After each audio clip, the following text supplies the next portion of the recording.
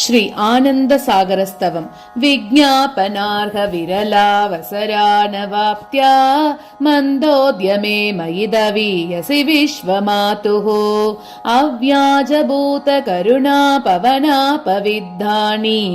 अन्तस्मराम्यहमपाङ्गतरङ्गितानि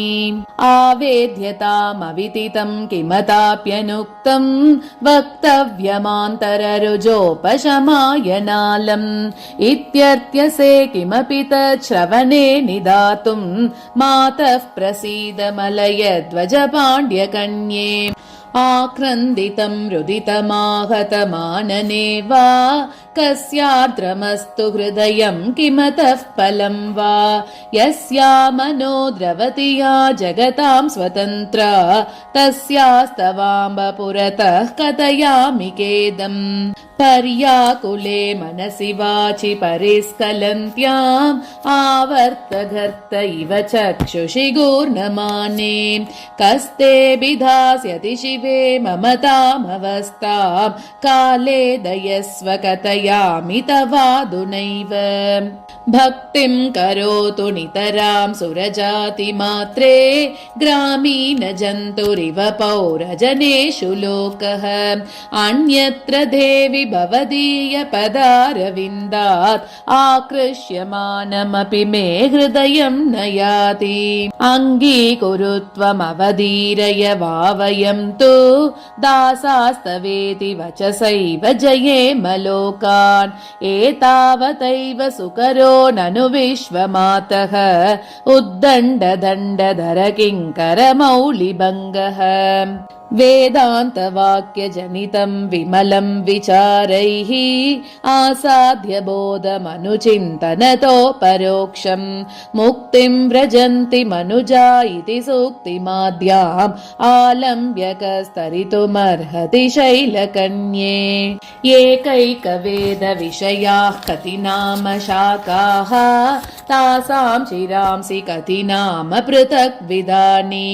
अर्थावबोधविदुरोक्षरलाभ एव केषां नृणां कतिभिरस्तु शरीरबन्धैः न्यायाः परस्परविभिन्नदिशः सहस्रम् उच्चावचानि च भवन्त्युपबृंहणानि एवं स्थिते गिरिसुते निगमोपलानां तात्पर्यसारमवधारयितुं क्षमः कः अस्त्वक्षरग्रहविदेर्जनुषां सहस्रैः आपाततो भवतु नाम ततोऽर्थबोधः दुर्वादिकल्पितविकल्पतरङ्गसान्द्रान् दुष्पूर्वपक्षजलदीन् कथमुत्तरेयुः ब्रह्मेति शक्तिरिति बन्धविमोचनीति मायामयीति मदनान्तकवल्लभेति सप्ताष्टशब्दपरिवर्तनमात्र एव सामर्थ्यमावहति शास्त्रपरिश्रमोऽयम् तस्मै प्रसीरसि गिरीन्द्रसुते ययित्तं सम्पादयेत शनकैरपरोक्षबोधम् यस्मै प्रसीदसि स च क्षमतेव बोद्धुम् इत्थं परस्परसमाश्रयमेतदास्ते आकर्णय त्वमिममभ्युपगम्यवादम् जानातु कोऽपि यदि वा हृदयं श्रुतीनां तस्याभ्यसङ्ख्य भवबन्धशतार्जितोऽयं द्वैतभ्रमो गलतो जन्मशतैः कियद्भिः काले महत्य नवदावपदन् कथापि क्वाप्यन्ति मे जनुषि कोऽपि कतिं लभेत इत्थं समर्थनविधिः परमागमानां पर्यायसूक्तिविधया नयनं न्यन्यर्थे एकापवर्गसमये जगतोपवर्गः सर्वापवर्गसमये पुनरस्तशङ्कः ईदृग्विधं कमपि पक्षमिहावलम्ब्य स्थातुं सुखं क्षममनेन पता प्रवृत्तैः अभ्यस्य वेदमवदार्य च पूर्वतन्त्रम् आलक्ष्य शिष्टचरितानि पृथक्विदानि अध्यापनादिभिरवाप्य धनं च भूरि कर्माणि मातरलसाः कथमाचरेयुः आयस्य तावदपि कर्म करोतु कश्चित् तेनापि मातरधिकं किमिवानुभाव्यम् आस्ते सुखं यैह भारतवर्षसीमनि आस्ते स किञ्चिदिदवुत्तरतोपसृत्य कर्म त्यजेम यदि नूनमतः पतेम यद्याचरेम न कदापि भवं तरेम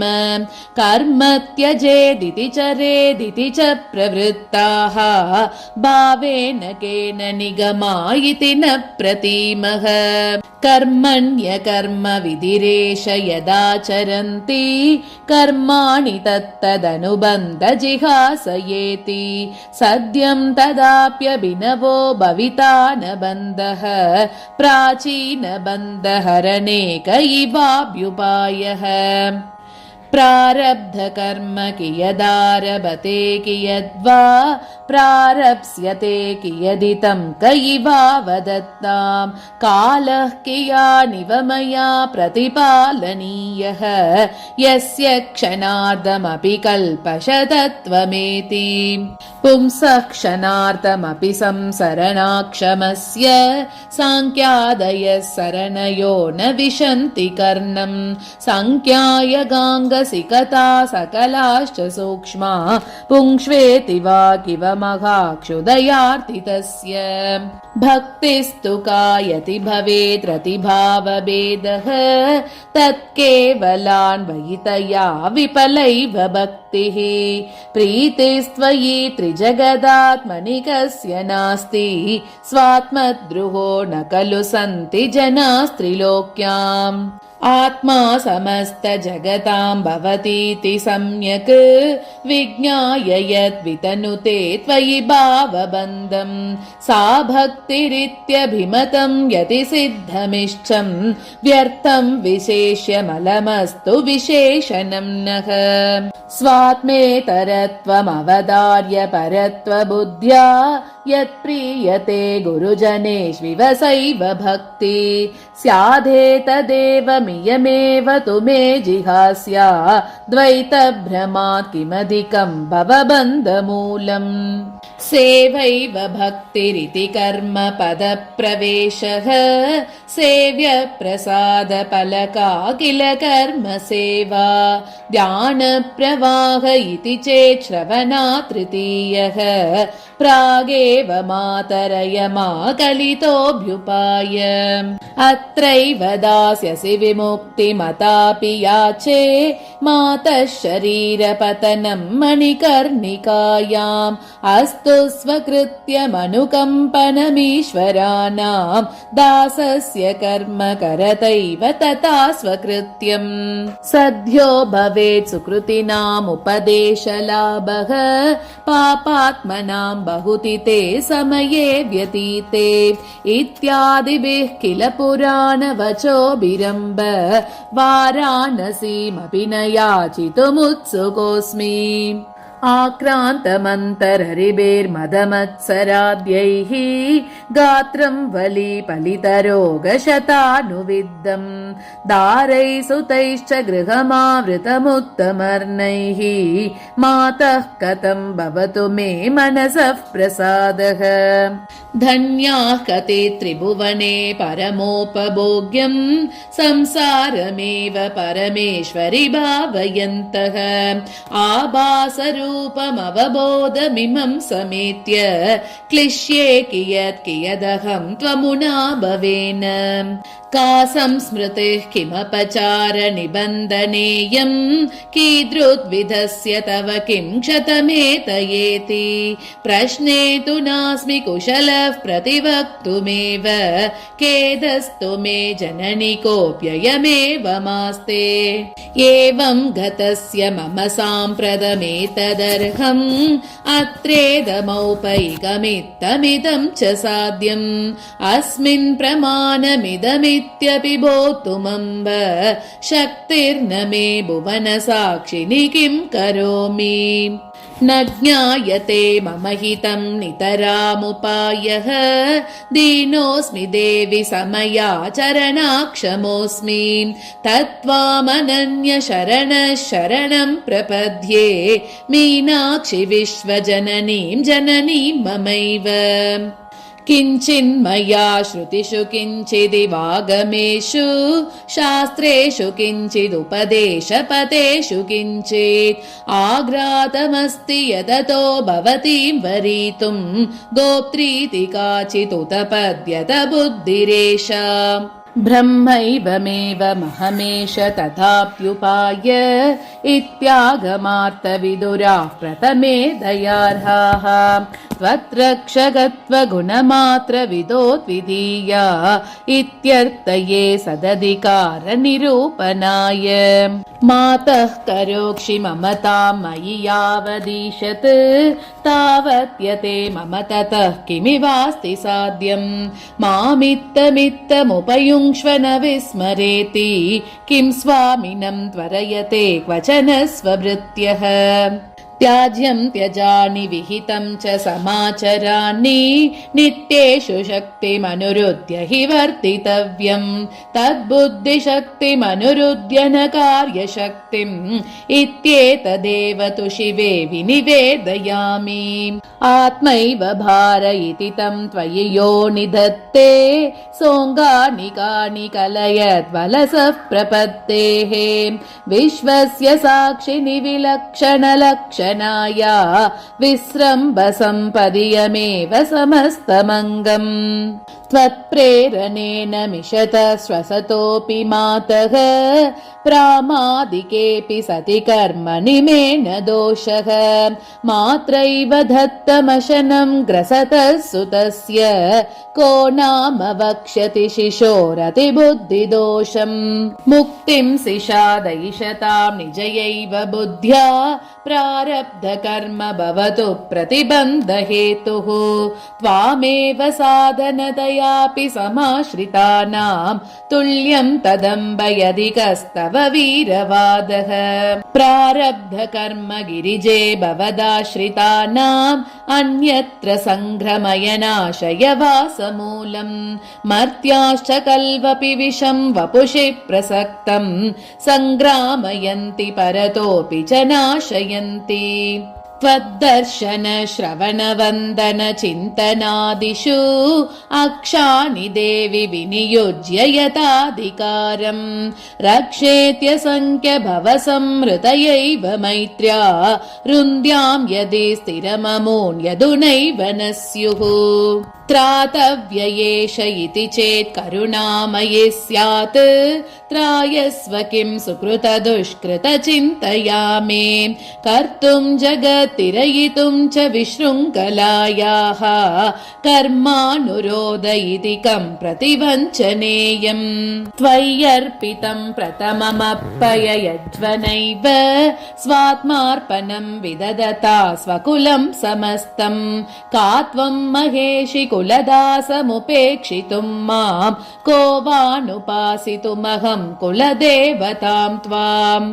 मौढ्यादहं चरणयामि सुरान्तरं चेत् किं तावता स्वमपि तस्य भवामि मातः अज्ञानतः परगृहं प्रविशन् परस्य स्वत्वं प्रयास्यति पशुः किमु राजकीयः आधाय मूर्धनिवृतैव भरं महान्तं मूर्खानि मज्जत कथं भवसागरेऽस्मिन् विन्यस्य भारमखिलं पदयोर्जनन्या विस्रब्धमुत्तरत पल्वलतुल्यमेनम् क्वेतं पतिष्यति वपुः क्वततोऽनुगम्यम् को दण्डयिष्यति कियन्तमनेहसं वा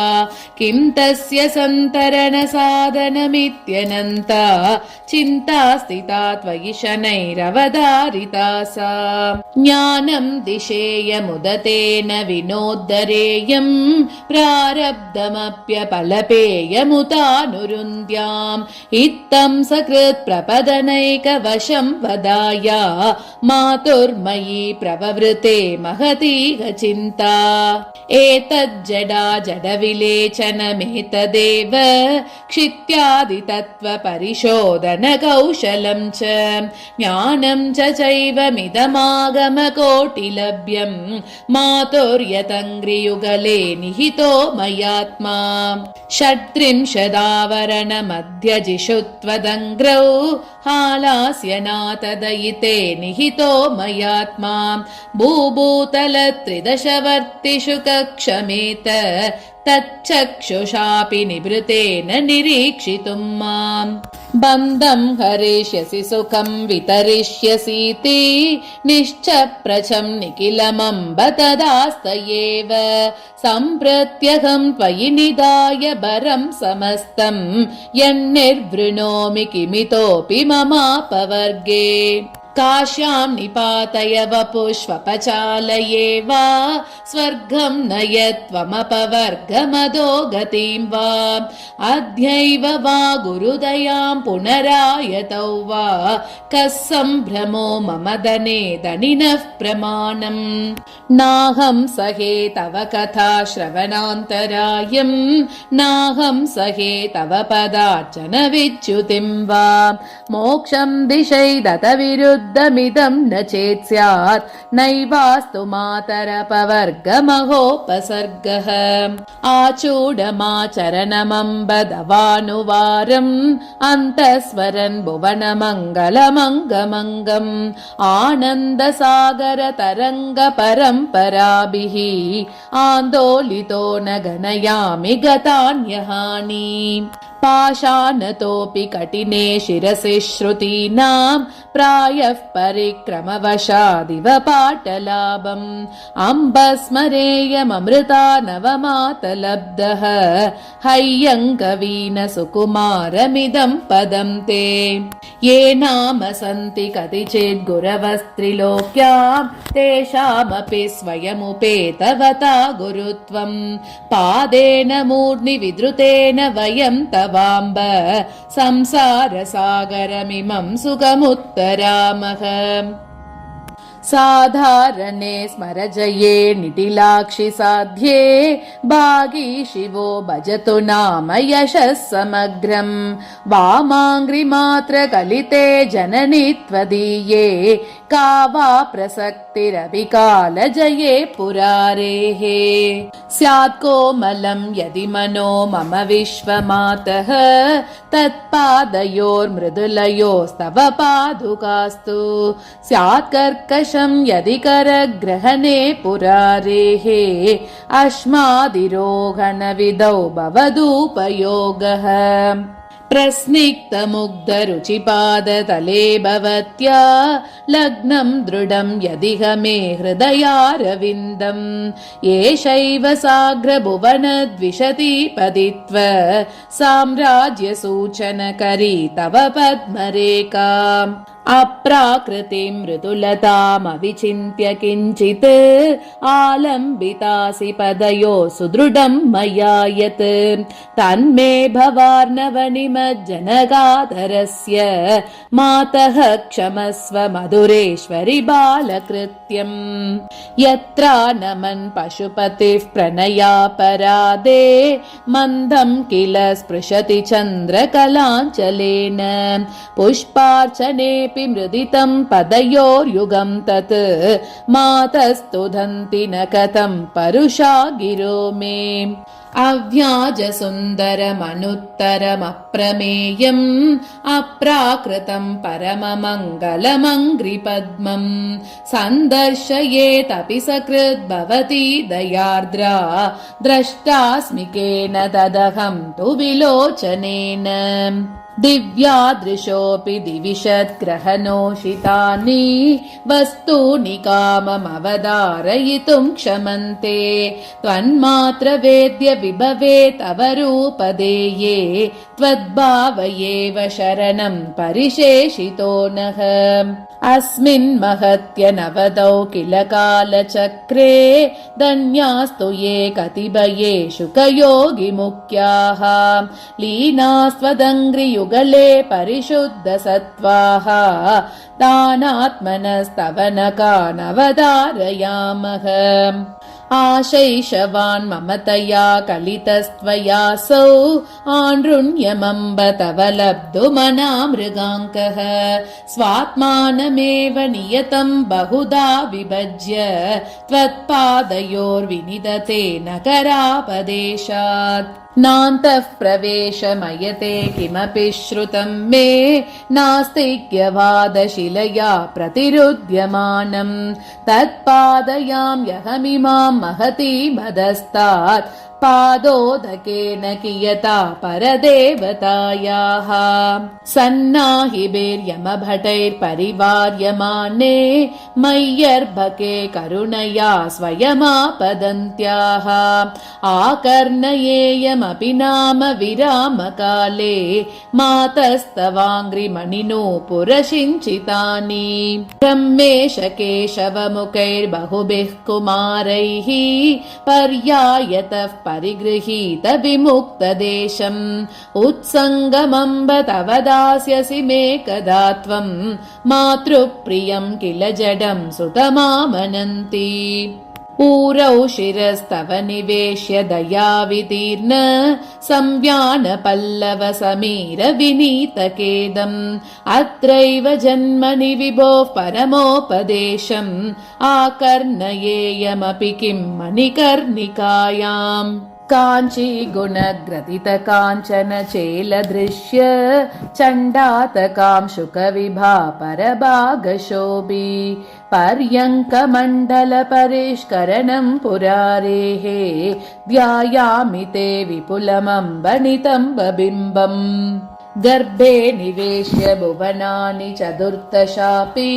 संरक्षितुं कलितनिश्चितया भवत्या प्राकारमेव रचितं परितोऽपि नूनम् ऊहे सुवर्णमयमेदुरपट्टबन्धम् मुक्ताश्च कल्वपि यदि त्रिपुरे भवत्याः स्तन्याशयास्तनतटं न परित्यजन्ति अस्माकमुद्भट भवज्वरतापितानाम् आद्रीभवन्तु वदनानि कुतो न हेतोः नश्चोपलब्धमधिगत्य शिशुं चिरान्मां वात्सल्यविधृतघृतः परदेवतायाः क्लित्यत्पयोदरविनिसृतदुग्धबिन्दु निष्यन्दपङ्क्तिरिव दीव्यतिहारयश्चिः यत्तद्धनुर्जनमनोमयमैक्षवं ते तस्यास्तु देवि हृदयं मम मूलदेशः चापातिरोपणविधौ चरणाञ्चलेन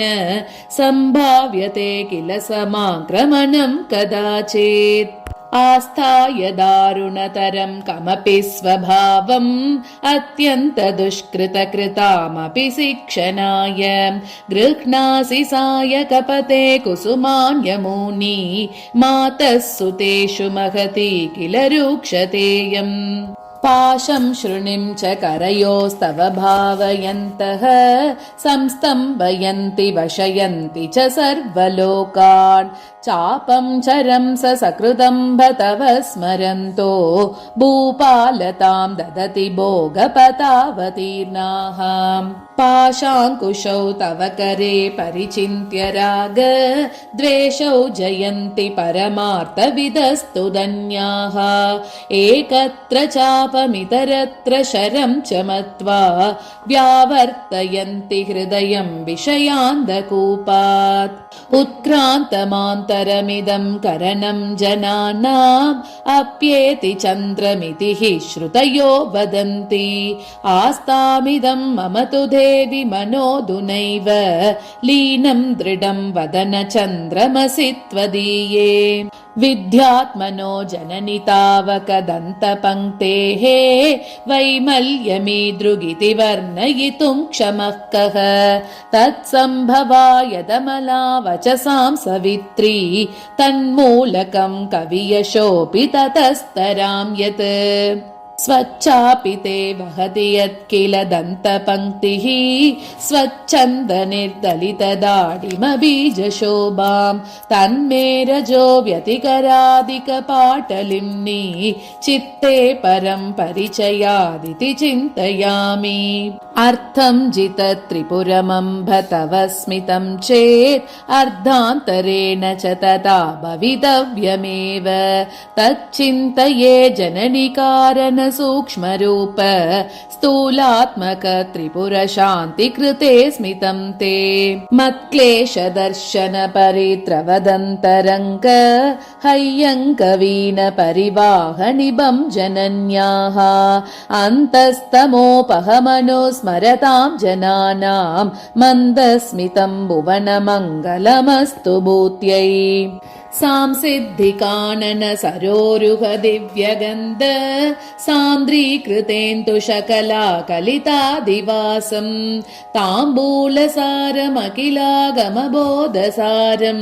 मातर्विदेहि मम वक्त्रकलाचिकायाम् नासामणिस्तव शिवे शिरसंस्तवेन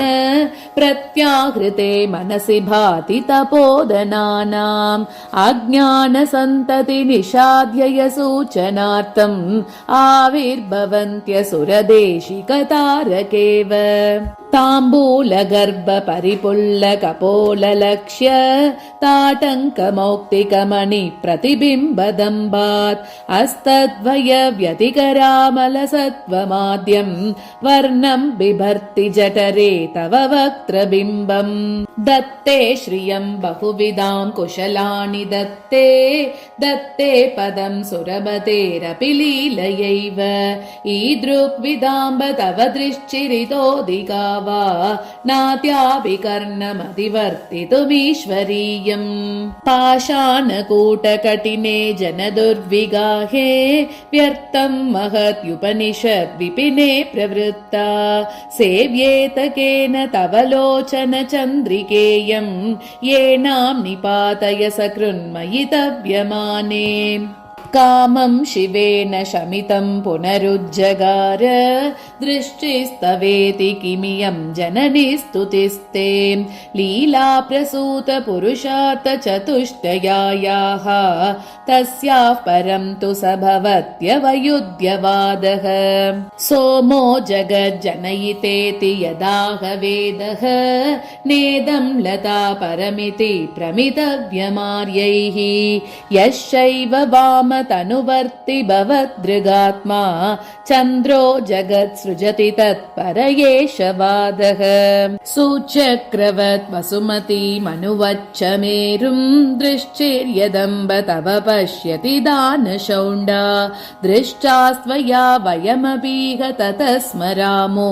वेशन्तमेव भवसागरमुत्तरङ्गम् वाणी निकेतनतया घनसार गौराः कल्हारकेसररुचः कमलानुषङ्गात् मातर्जयन्ति शरणागतलोकचेतो मालिन्यमार्जनवशादसिताः कटाक्षाः आकर्णमुल्लसति मातरपाङ्गदेशे कालाञ्चनेन कटिता तव भातिरेका शैबालपङ्क्तिरिव सन्तत निर्जिहान कारुण्यपूरपदवी कलितानुबन्ध विश्वं सृजत्यवतिहन्ति च यः कटाक्षो विश्वस्य तां कथमसौ चपलस्वभावः येषोऽपि यामनुसरल्लभ यशांसि तामेव विश्वसिमि देवि तवानुकम्पाम् अर्धं कलङ्करहिता करुणैव शम्भोः अर्धं गुणास्तदितरे सकला समेताः इत्यम्ब सम्प्रति किल स्फुरितं रहस्यं सम्पश्यतो मम भवन्मयमैशमर्दम्